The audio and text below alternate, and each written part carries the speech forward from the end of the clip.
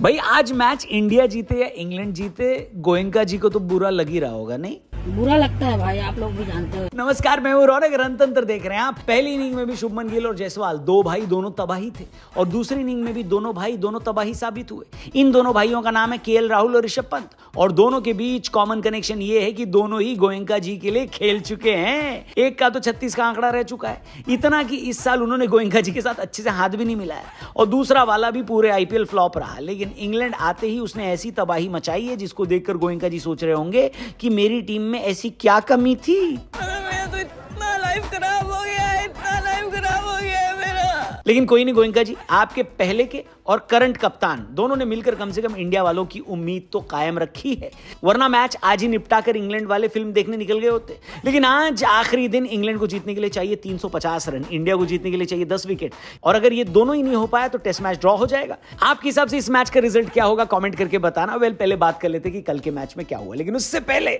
Description में link दिया है हमारे लेटेस्ट पॉडकास्ट का, क्राइम पे। इससे अच्छा पॉडकास्ट आपने नहीं देखा होगा, इसलिए जाकर जरूर देखना, क्योंकि इस क्राइम सीरीज का ये एपिसोड 2 है शम्स ताहिर खान के साथ, देश के सबसे पॉपुलर क्राइम जर्नलिस्ट में से एक। ऐसी क्रिमिनल्स और क्राइम की कहानियां उन्होंने सुनाई है कि दिमाग हिल जाएगा आपका।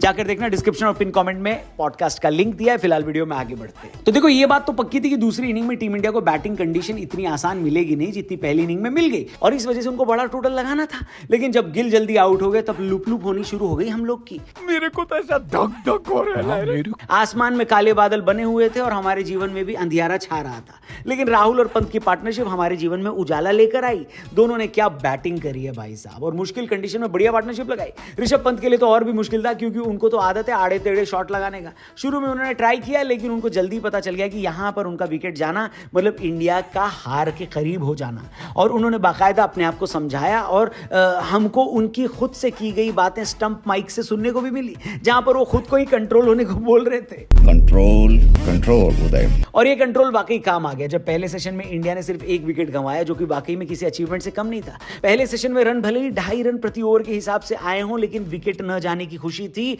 लंच तक इंडिया ने बनाए 3 विकेट के नुकसान पर 153 और लीड हो गई 159 की। लंच के बाद खा पीकर राहुल और पंत ने अंग्रेजों की सुताई करनी चालू करी। केएल राहुल ने तो कसम से ऐसे शॉट खेले कि ऐसी कवर ड्राइव मारी है कि एक वक्त को तो मैं सच में विराट कोहली को भूल गया था। मुझे याद है कि जब हम न्यूजीलैंड के खिलाफ पिछले साल पहले टेस्ट मैच में हारे थे तो किस तरीके से पूरे देश ने राहुल को बुरी तरीके से ट्रोल किया था और उनको अगले टेस्ट मैच में टीम से निकाल दिया गया था। लेकिन पहले ऑस्ट्रेलिया और अब यहां इंग्लैंड में उन्होंने क्या जबरदस्त रिडेम्पशन किया है। राहुल ने शतक लगाकर अंग्रेजों को बता दिया कि नाम तो आप लोगों ने मेरा सुना ही होगा, राहुल, और आगे भी सुनते रहेंगे, क्योंकि रन तो बहुत बनने वाले हैं। लेकिन अगर राहुल डाल थे तो ऋषभ पंत पात। ऋषभ ने ऑलरेडी पहली इनिंग में शतक लगाया हुआ था, लेकिन उनका मन एक से भरा नहीं, इसलिए उन्होंने एक और सेंचुरी ठोक दी और लिटरली ठोकी है, क्योंकि उनके 118 रन 84 के स्ट्राइक रेट से बने। यही नहीं, ऋषभ पंत की अब टोटल टेस्ट सेंचुरी हो गई है 5, जो उन्होंने सेना कंट्रीज में बनाई है। इंग्लैंड में उन्होंने ऑलरेडी गावस्कर और विराट कोहली से ज्यादा शतक लगा लिए हैं और अभी तो उनके टोटल 50 टेस्ट मैच भी पूरे नहीं हुए। जब तक ऋषभ पंत रिटायर होंगे, मुझे यकीन है कि वो इंडिया के बेस्ट टेस्ट बल्लेबाजों में शुमार हो जाएंगे। ऋषभ पंत की सेंचुरी लगाने से टीम इंडिया ने एक और रिकॉर्ड ये बनाया कि टेस्ट क्रिकेट के इतिहास में पहली बार एक ही मैच में भारत की तरफ से 5 शतक लगे हैं, 5 सेंचुरीज।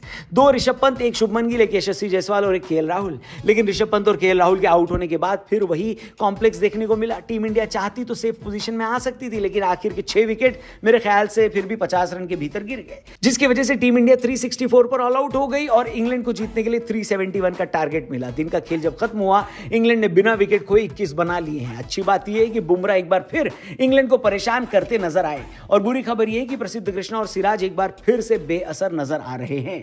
क्या एक बार फिर हमें जसप्रीत बुमराह पर ही डिपेंड होना पड़ेगा? क्या लगता है आपको, आज के मैच में कोई और बॉलर कमाल करेगा? इस टेस्ट मैच का रिजल्ट क्या रहने वाला है? जो भी हो, आपका जवाब कमेंट करके बताना मेरी जान। बाकी जाने से पहले चैनल को भी सब्सक्राइब करना और हमारे लेटेस्ट पॉडकास्ट को देखना मत भूलना। क्राइम पर इससे अच्छा पॉडकास्ट और ऐसी खतरनाक कहानियां शायद ही आपने सुनी होंगी। तो डिस्क्रिप्शन और पिन कमेंट में लिंक दिया है, चैनल को सब्सक्राइब करना। कल मिलते हैं, तब तक के लिए गुड बाय, जय हिंद।